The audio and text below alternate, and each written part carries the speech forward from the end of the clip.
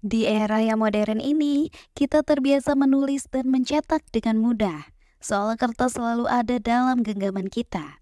Namun, pernahkah Anda bertanya-tanya bagaimana manusia mencatat sejarah, pemikiran, dan ide mereka sebelum kertas ditemukan? Dari dinding-dinding gua yang dipenuhi lukisan, hingga prasasti batu keras yang mengabadikan hukum-hukum kerajaan kuno, manusia telah lama mencari cara untuk meninggalkan jejak mereka. Di Mesopotamia, tulisan pertama ditorehkan di atas tablet tanah liat.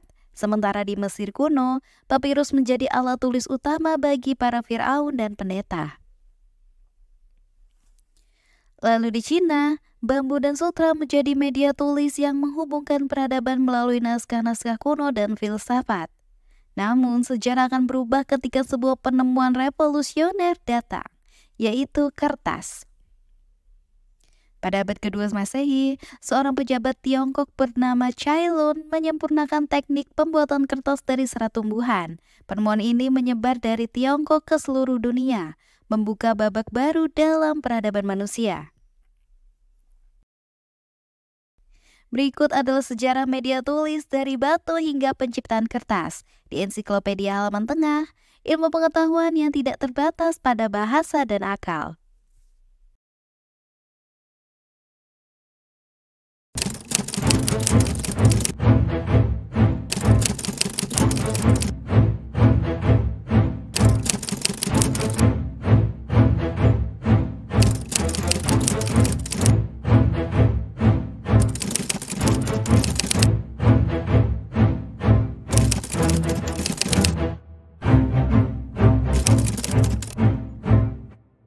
Sebelum penemuan kertas, manusia menulis pada berbagai media yang tersedia di alam dan dibuat dari bahan-bahan tertentu, tergantung pada kebudayaan dan tempat.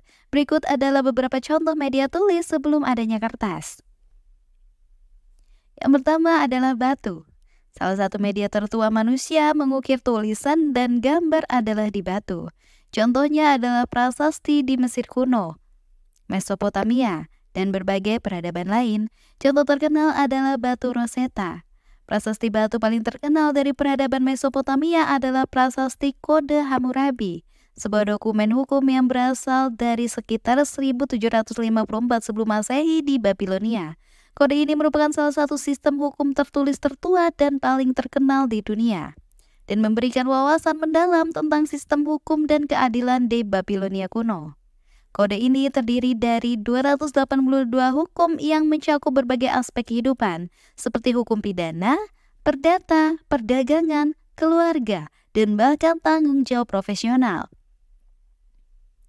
Salah satu hukum paling terkenal dari kode ini adalah prinsip mata ganti mata, gigi ganti gigi, lex talionis, yang menekankan pembalasan yang setara untuk pelanggaran. Yang kedua ada tanah liat. Orang-orang Mesopotamia menggunakan tablet tanah liat yang diukir dengan alat tajam.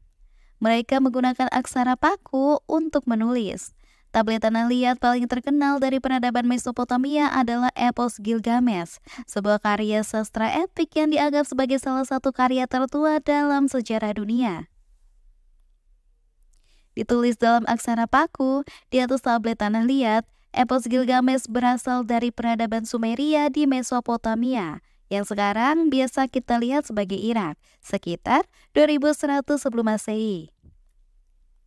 Epos ini menceritakan petualangan Raja Gilgamesh, penguasa kota Uruk, dan persahabatannya dengan Enkidu, manusia liar yang akhirnya menjadi sahabatnya.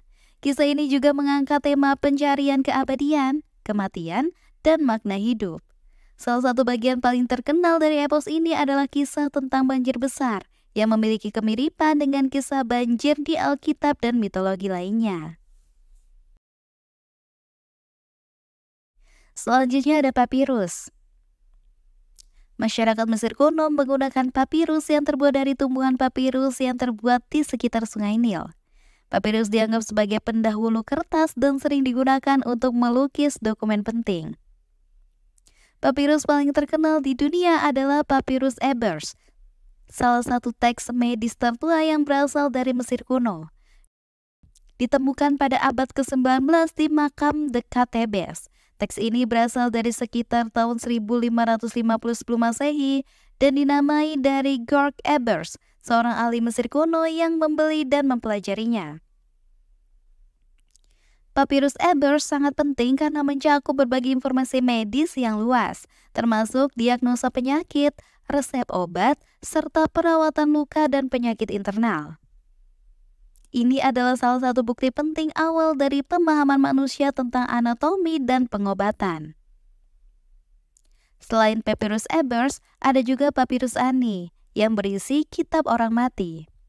Teks religius yang sangat penting dalam budaya Mesir kuno.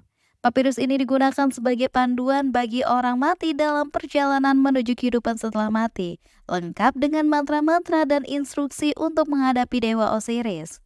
Papirus-papirus ini selain nilai historisnya, juga menunjukkan kehebatan Mesir kuno dalam ilmu pengetahuan, agama, dan budaya, serta kepiawaian mereka dalam menggunakan papirus sebagai media tulis.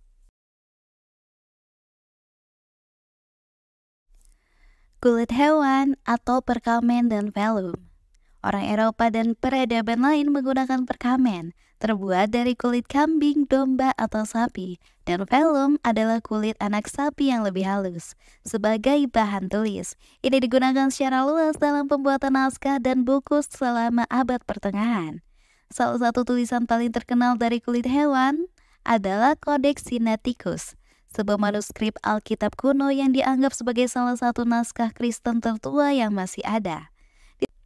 Ditulis pada perkamen, Codex Sinaiticus berasal dari abad keempat Masehi dan berisi teks lengkap dari Perjanjian Baru serta sebagian besar Perjanjian Lama dalam bahasa Yunani.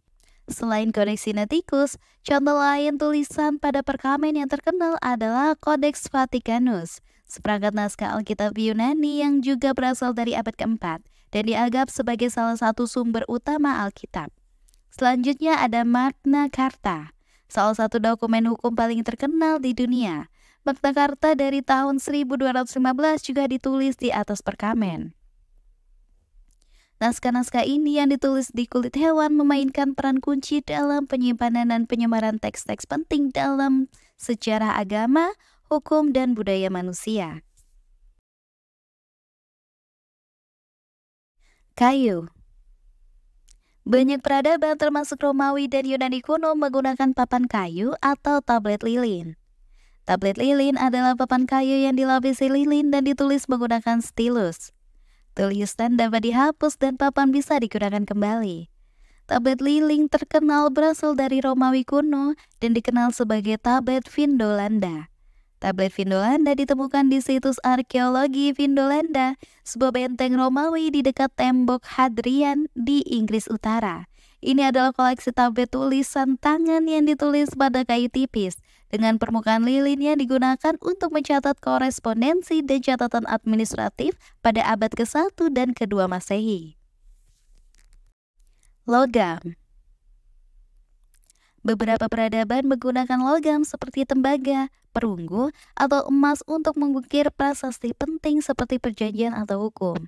Prasasti penting terkenal yang menggunakan logam adalah prasasti Raja Asoka yang ditemukan di berbagai tempat di India.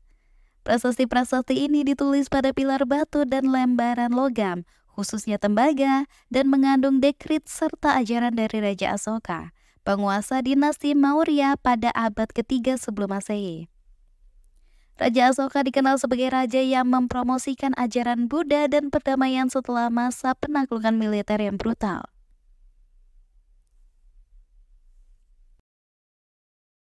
Bambu dan sutra. Di Tiongkok, sebelum kertas ditemukan, mereka menggunakan bambu yang diukir dan juga sutra untuk menulis. Salah satu contoh paling terkenal dari tulisan di bambu ada Zun Zi Bingfa atau The Art of War, karya Sun Tzu. Teks klasik tentang strategi militer yang ditulis sekitar abad ke-5 sebelum Masehi. Meskipun teks yang kita ketahui sekarang sebagian besar ditranskripsi ke dalam bentuk buku, naskah aslinya kemungkinan besar ditulis pada gulungan bambu. Pada masa itu, gulungan bambu diikat bersama dengan tali dan digunakan sebagai media utama untuk catatan, puisi, dan karya-karya filosofis. Salah satu contoh tulisan di sutra yang paling terkenal adalah manuskrip Mawang Dui yang ditemukan di makam kuno di periode dinasti Han antara 206 sebelum Masehi sampai 220 Masehi di Mangdui, Tiongkok. Manuskrip ini berisi berbagai teks klasik dan medis, termasuk versi kuno dari Dao De Jing oleh Laozi, sebuah karya penting dalam filsafat Taoisme, serta sejumlah besar catatan medis dan astronomi. Penciptaan kertas di Tiongkok pada 105 Masehi. Proses penciptaan kertas oleh Cai Lun pada tahun 105 Masehi di Tiongkok merupakan salah satu pencapaian teknologi penting dalam sejarah peradaban manusia. Sebelumnya, masyarakat Tiongkok menggunakan bahan-bahan seperti bambu, kayu, atau kain sutra untuk menulis. Tetapi media ini tidak efisien, sulit diproses, dan mahal. Inovasi Cai Lun membuka jalan bagi metode pembuatan kertas yang lebih praktis dan terjangkau. Cai Lun bereksperimen dengan berbagai bahan alami untuk membuat kertas. Bahan utama yang digunakan dalam proses ini adalah serat tumbuhan, seperti kulit pohon mulbei atau mulberry, sisa kain bekas atau kain tua, jari ikan bekas, atau kulit bambu dan batang rerumputan. Setelah bahan-bahan dikumpulkan, langkah selanjutnya adalah menghancurkan mereka hingga menjadi bubur. Bahan-bahan ini dihancurkan dengan cara direbus dan dipukul-pukul hingga hancur menjadi serat-serat kecil. Proses ini menghasilkan campuran berbentuk cairan yang kaya akan serat.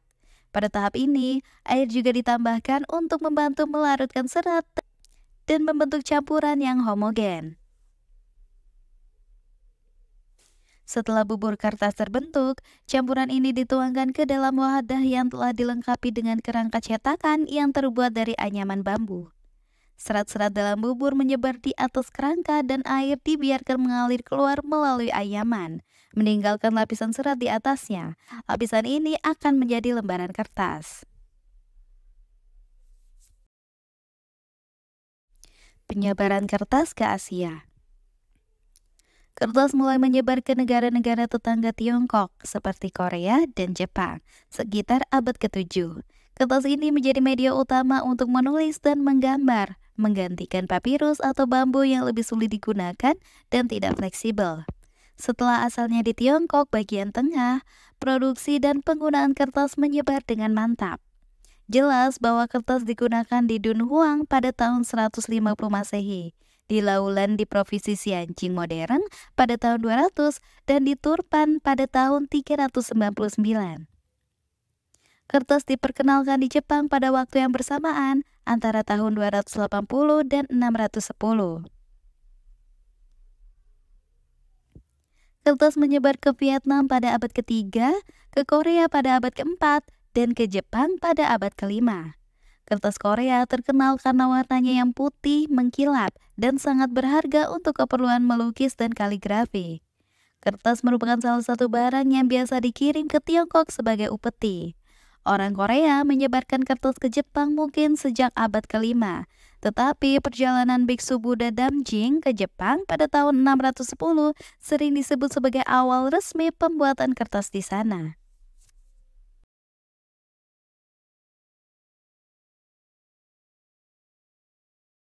Penyebaran kertas ke dunia Islam. Pada abad ke-8, teknik pembuatan kertas mulai menyebar ke dunia Islam melalui Perang Talas pada tahun 751. Setelah Tiongkok kalah dalam pertempuran ini, para pengrajin kertas Tiongkok ditangkap oleh tentara Muslim dan membawa pengetahuan pembuatan kertas ke Timur Tengah. Kota Samarkand di Asia Tengah menjadi pusat produksi kertas di dunia Islam, kemudian menyebar ke Baghdad, di mana kertas digunakan untuk menulis buku dan teks agama. Selama abad ke-8, kertas mulai menggantikan perkamen sebagai bahan tulis utama untuk keperluan administratif di Baghdad, ibu kota Abbasiyah. Kertas masuk ke Eropa. Kertas mulai memasuki Eropa melalui perdagangan dari dunia Islam pada abad ke-12.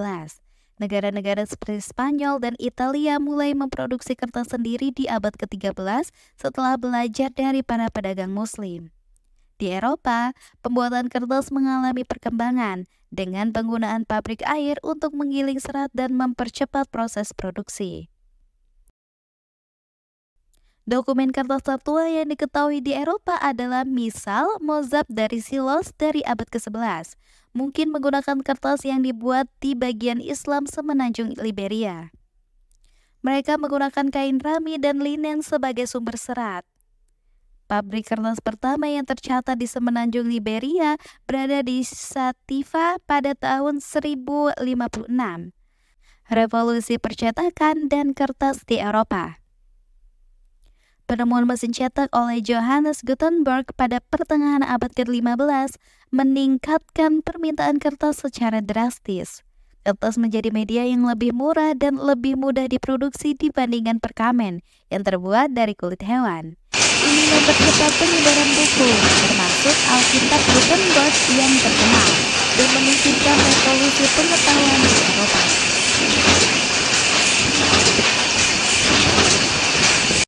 Pada abad ke-19, proses pembuatan kertas mengalami revolusi besar ketika serat kayu mulai digunakan secara lebih luas sebagai bahan baku utama. Metode pembuatan kertas modern termasuk penggunaan mesin kertas berkembang dengan cepat selama era industrialisasi, membuat produksi kertas lebih cepat dan lebih murah. Berikut adalah penjelasan tentang tahapan pembuatan kertas pada zaman modern.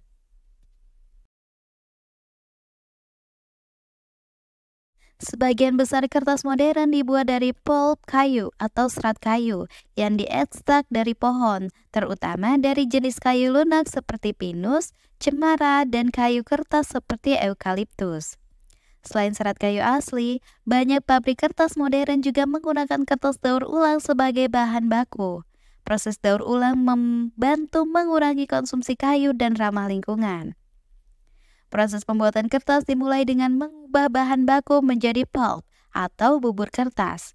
Ada dua metode utama untuk membuat pulp. Yang pertama adalah pulp secara mekanis. Serat kayu dihancurkan secara mekanis menggunakan mesin penggiling. Proses ini relatif cepat dan murah, tetapi menghasilkan kertas dengan kualitas yang lebih rendah karena serat kayu masih mengandung banyak lignin. Lignin adalah zat alami di dalam kayu yang membuatnya keras. Yang kedua adalah pulp secara kimiawi. Kayu dimasak dalam bahan kimia seperti natrium hidroksida dan natrium sulfit untuk melarutkan lignin, hanya menyisakan serat selulosa. Proses ini menghasilkan kertas dengan kualitas yang lebih baik dan lebih putih, tetapi memakan waktu lebih lama dan lebih mahal. Setelah pulp diproduksi, bubur kertas ini melalui proses pembersihan untuk menghilangkan kotoran dan benda asing seperti pasir atau sisa kulit kayu. Setelah itu, pulp menjalani proses pemutihan untuk menghilangkan lignin yang tersisa untuk mendapatkan kertas yang lebih putih. Proses pemutihan biasanya menggunakan zat seperti klorin atau oksigen. Setelah pulp bersih, langkah berikutnya adalah membentuk lembaran kertas. Proses ini menggunakan mesin kertas yang sangat besar yang bekerja secara kontinu. Lembaran yang terbentuk akan melalui proses pengepresan dengan roller berat yang disebut calendars untuk membersihkan ketebalan dan tekstur yang diinginkan. Tahapan ini juga menentukan tingkat kehalusan dan kilap kertas. Jika diperlukan, bahan tambahan seperti zat pengisi atau pewarna bisa ditambahkan untuk meningkatkan kualitas atau menambah warna pada kertas. Untuk jenis kertas tertentu seperti kertas cetak berkualitas tinggi, lapisan tambahan bisa diaplikasikan untuk membuat permukaan kertas lebih halus dan mengurangi penyebaran tinta. Proses pembuatan kertas menghasilkan limbah, terutama air bekas dan bahan kimia dari proses pemutihan dan pengolahan serat. Pabrik modern biasanya memiliki sistem pengolahan air limbah untuk mendaur ulang air dan meminimalkan dampak lingkungan.